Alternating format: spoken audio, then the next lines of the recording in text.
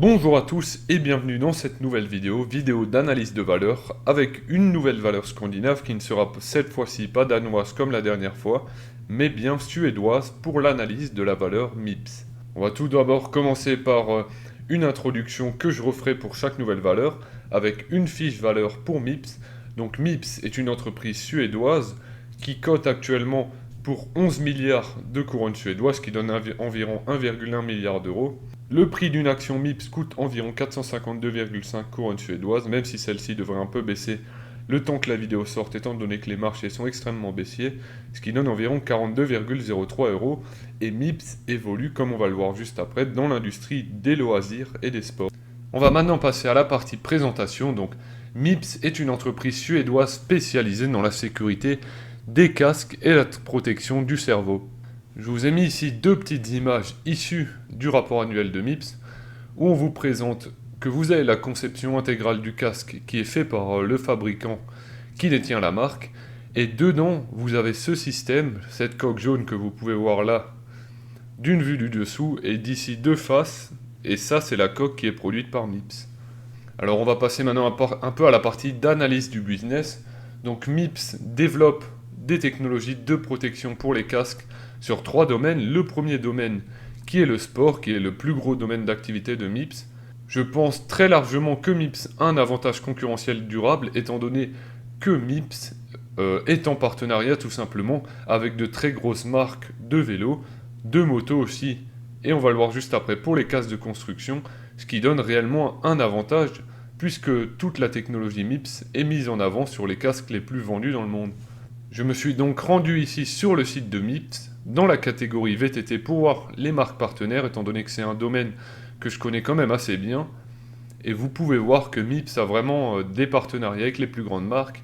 Je pense notamment à Specialized, Cube, Mavic ou encore Giant par exemple. On peut voir ici Scott aussi pour les connaisseurs. Ces partenariats, comme j'ai dit juste avant avec des grandes marques, permettent vraiment à MIPS d'être présent sur l'intégralité des casques les plus vendus dans le monde du cyclisme, de la moto et des casques pour les protections sur les chantiers par exemple, ce qui permet réellement à MIPS de s'asseoir sur sa position de leader du marché. L'autre grand segment de marché de MIPS est tout simplement le marché des casques pour les motards. Et je vous ai remis ici quelques marques qui sont quand même assez connues d'équipementiers qui fabriquent des casques. Je pense notamment à Bell et à Fox. Et enfin, le dernier marché que MIPS veut conquérir est le marché des casques de protection pour les industries. Le système MIPS a très largement été adopté par le marché et continue de l'être, et je l'espère et je le pense très fortement, continuera d'être adopté par le marché, puisqu'on peut voir ici le nombre de marques qui utilisent le système MIPS qui est en constante augmentation, et ici le nombre de casques vendus avec le système MIPS qui lui aussi est en constante augmentation. Alors, on pourrait dire pourquoi je pense que ce nombre va continuer d'augmenter. Tout simplement déjà parce que scientifiquement, il est prouvé que la technologie MIPS permet de protéger largement mieux le crâne de ses utilisateurs en cas de grand choc. Et je pense que la croissance de ce marché va très largement continuer, étant donné que l'adoption du vélo pour aller au travail par exemple va continuer à croître à cause de toutes les mesures écologiques qu'on connaît aujourd'hui. On va délaisser la voiture pour aller au travail à vélo, pour aller à la boulangerie à vélo et pour faire de plus en plus de déplacements du quotidien à vélo. Ces déplacements ne seront tous pas faits avec un casque, mais on devrait quand même voir une constante augmentation du nombre de casques vendus sur ce marché-là, étant donné que certains pays rendent obligatoire le casque et que d'autres personnes veulent tout simplement se protéger elles-mêmes en achetant un casque. Nous allons maintenant passer à la partie que j'ai préférée pour cette société, vous allez le voir qui est juste exceptionnelle, c'est l'analyse tout d'abord du compte de résultat de MIPS. Commençons avec l'analyse de l'évolution du chiffre d'affaires ainsi que du résultat net. Le chiffre d'affaires ici en bleu et le résultat net en orange.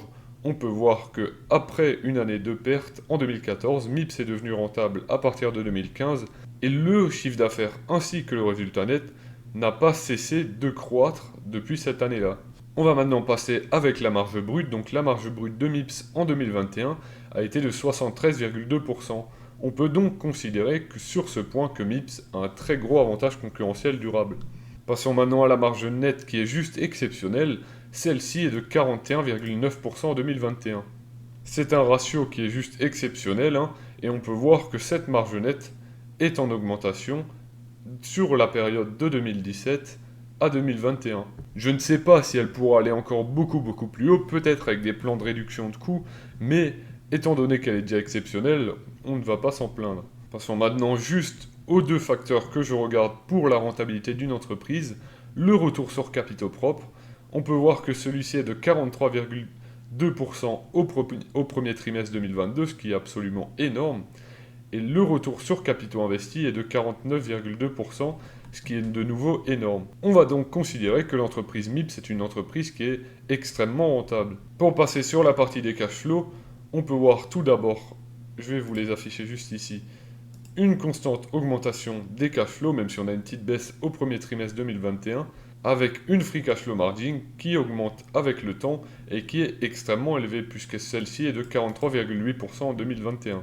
Vous avez ici le bilan financier de MIPS, et juste pour une analyse extrêmement simple, étant donné qu'il n'y a pas beaucoup de choses à commenter là-dessus, c'est que le ratio d'endettement net de MIPS est environ de 0, ce qui veut dire qu'on a une entreprise qui, d'un point de vue théorique et d'un point de vue pratique, ne devrait absolument pas avoir de soucis à rembourser la toute petite dette qu'elle a.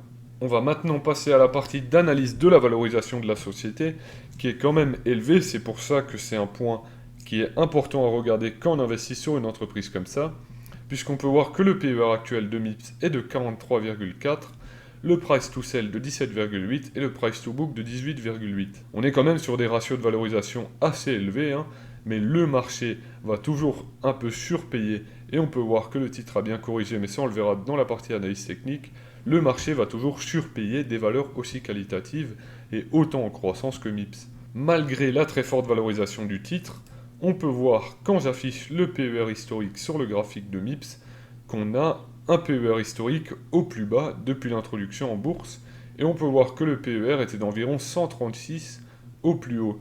Donc le marché avait clairement surpayé MIPS, et avec la correction des valeurs de croissance suite à la remontée des taux obligataires récentes, on peut voir qu'on a une grosse correction qui fait baisser le PER de MIPS. Alors comme pour Virtech de la vidéo de la semaine dernière, MIPS a mis en place des objectifs pour 2027. MIPS avait tout d'abord mis en place des objectifs pour 2025. Ces objectifs sont passés à 2027 et ont clairement été rehaussés. MIPS prévoit tout d'abord un chiffre d'affaires supérieur à 2 milliards de couronnes suédoises, une marge d'earning before interest and taxes supérieure à 50% et une distribution d'au moins 50% du résultat net sous forme de dividendes. J'ai donc pris ces données et je les ai mis dans un tableau Excel. On peut voir ici les 2 milliards de chiffre d'affaires prévus pour 2027. Et ensuite, avec, comme j'ai mis ici, les données estimées par le calcul en se basant sur les objectifs 2027, j'ai essayé de modéliser des projections potentielles. À nouveau, ce n'est que du potentiel pour l'entreprise MIPS. On peut voir que le chiffre d'affaires devrait, si les objectifs sont tenus, environ croître idéalement de 21,95% par an.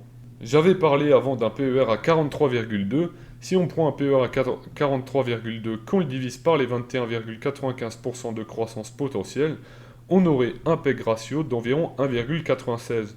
1,96, on est toujours au-dessus du 1 donné par Peter Lynch, mais je ne pense honnêtement pas que MIPS ira à un PER de 20.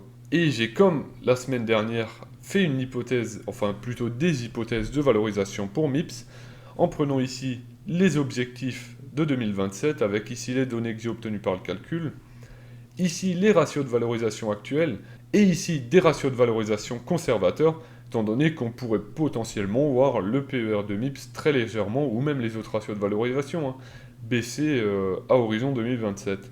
Ici la capitalisation actuelle de MIPS, et ici des données obtenues par le calcul que je vais détailler tout simplement. Si les objectifs 2027 sont tenus et que les ratios de valorisation en 2027 sont exactement les mêmes qu'aujourd'hui, on aurait un potentiel, à nouveau ce n'est que du potentiel, ce n'est que du théorique, de 192% sur MIPS. Et si on irait sur des ratios de valorisation un tout petit peu plus conservateurs, on aurait pourquoi pas un objectif potentiel de cours sur MIPS de 125%.